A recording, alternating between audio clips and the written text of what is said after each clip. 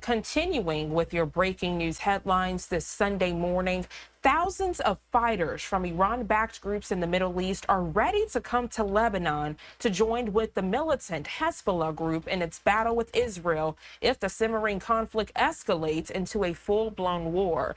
Now, officials with Iran-backed factions and analysts are confirming this information.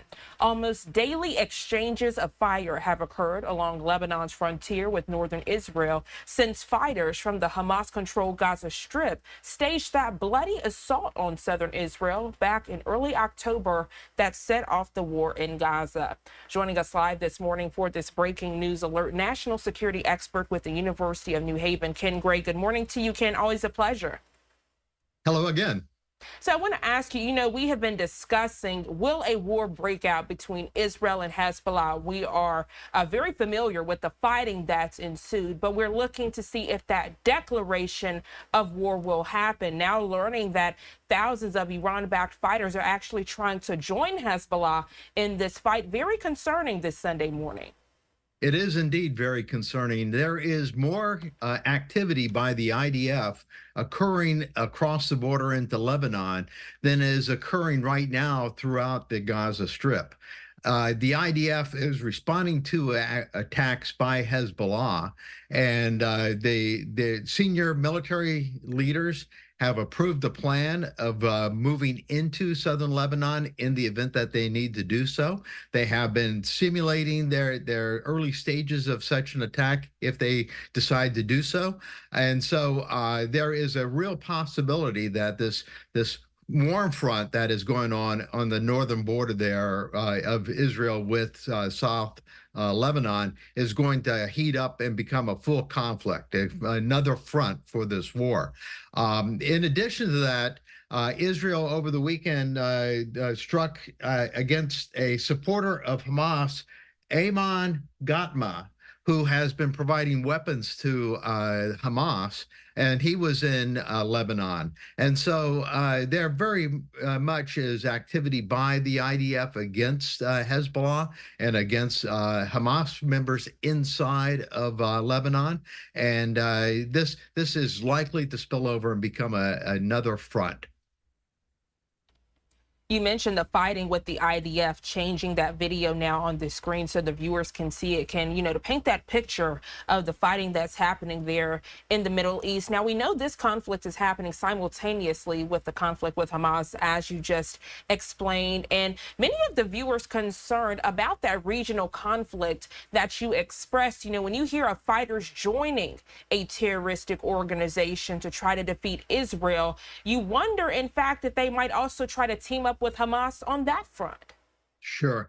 So, keep in mind that Iran is running the Axis of Resistance, a group of supporters, militants, insurgents located in Syria, in Iraq, in South Lebanon with the Hezbollah and Hamas and the Houthis also. So there are a number of different groups that are all either currently engaged with Israel or ready to take part in a fight in the event that this becomes a full regional conflict. Israel only has the United States right now supporting it, and in actions against the Houthis, the UK and France and a few other countries have taken some action against the Houthis, but they nonetheless continue their operations also. If you look at the fighting that is going on inside the Gaza Strip, the IDF has said that they are about to complete their operations in Rafah, even though those tunnels still remain, and that that is where most of their fighting is taking place, is identifying and destroying tunnels in Rafah. Right now, across the Gaza Strip, there is more IDF activity north of Rafah in either central Gaza Strip or up in Gaza City than there is going on down in Rafah, which is supposed to be where the battlefront is taking place. And so the war has changed. It's changed in trying to wrap things up, going towards a different level of fighting in the Gaza Strip. And as we see this this fighting start to subside somewhat across the Gaza Strip, we see it heating up on the north border there with Lebanon. So again, the type of fighting is changing. The intent by Hezbollah is to harass Israel. The intent of Israel is to be able to have people who live in the northern part of Israel to return. They've moved 60,000 Israelis out of the area because they were at risk of being hit by Hezbollah. And so I think Israel wants to either remove Hezbollah as a threat or at least move them back away from the border to have a safe buffer between Hezbollah and Israel. When it comes to the historical aspect of this conflict there in the Middle East, I know you've been saying from the very beginning, this is about power. This is about control of a region. This is about control of territory. As we are seeing the conflict with Israel and Hamas kind of get worked out with those ceasefire negotiations, but then you see Israel and Hezbollah, that flame getting a little bit brighter on that front. Could we potentially see Hezbollah and Hamas have some type of conflict? Because even though these are terroristic organizations, they do differ because they also want control of the same type of area. Hezbollah is Shia, and they are a proxy for Iran. Hamas is Sunni Islam, and so the Hezbollah and Hamas, if you did not have an Israel, they might be fighting one another. But that being said, they are united in their conflict against Israel. I think if you look at the greater scheme of things, Israel had been in the process of being recognized by a number of the bordering Arab countries. They were very close to coming to be recognized by Saudi Arabia and start doing trade with Saudi Arabia. Hamas picked that opportunity to attack to keep that from happening.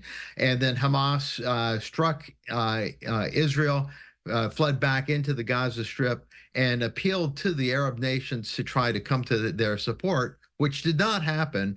But the rest of the world has been coming to Hamas's assistance by trying to isolate Israel.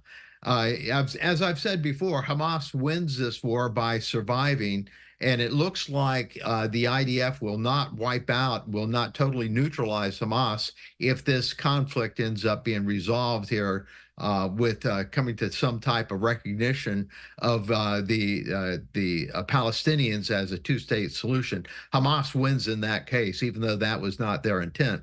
But again, this whole region is likely to go up and become a huge regional conflict if the Israelis end up having to fight Hezbollah, because of the axis of resistance will come to their support, as you pointed out.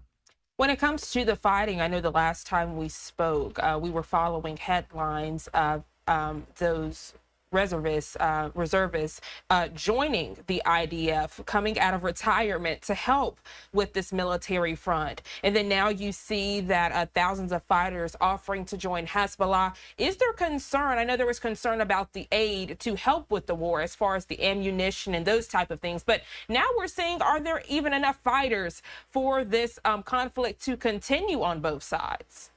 So as far as Israel is concerned, the majority of the IDF members are reservists who get activated when they are needed. And when they are not activated, they are busy doing the jobs in Israel as part of their economy. And so the Israeli economy is suffering because a lot of fighters have been taking part in this war. In addition to the Israelis, you had Jews from all around the world who may have served the term with the IDF, volunteering to return to Israel and taking part in this conflict with Hamas.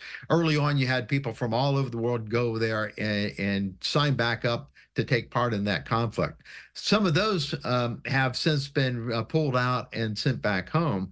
But in the event that this becomes a full-blown fight with Hezbollah, the Israelis are going to have to once again activate everyone to take part in this, because this is going to be a much bigger conflict than trying to deal with Hamas inside the Gaza Strip. Additionally, you have the West Bank, which has been having more and more activities. And if the Israelis start engaging Hezbollah in South Lebanon, you're likely to see the West Bank also boil over and become another problem. So the Israelis will be surrounded by all sides in that event. My goodness, Ken Gray, always a pleasure having you here on Live Now from Fox. Your expertise and perspective, thoroughly appreciated. Is there anything else you'd like to add? Anything we need to be keeping a close eye on as this conflict ensues there in the Middle East? I know I've mentioned it in the past that we need to be watching our own borders here in the United States because the United States is the chief proponent of Israel. We are the ones supporting Israel. Consequently, terror groups could come into the United States and attack here in support of Hamas or in support of Hezbollah. And we already saw last week the arrest of those 8 potential terrorists here in the United States. There may be already other ones currently in the U.S. So keep your eye towards both the borders and possible outbreaks here in the United States in support of this battle. Absolutely. And they were saying they did have ties to ISIS. Great perspective there. Ken Gray, thank you again for joining us bright and early this Sunday morning. You enjoy the rest of your day. Thank you.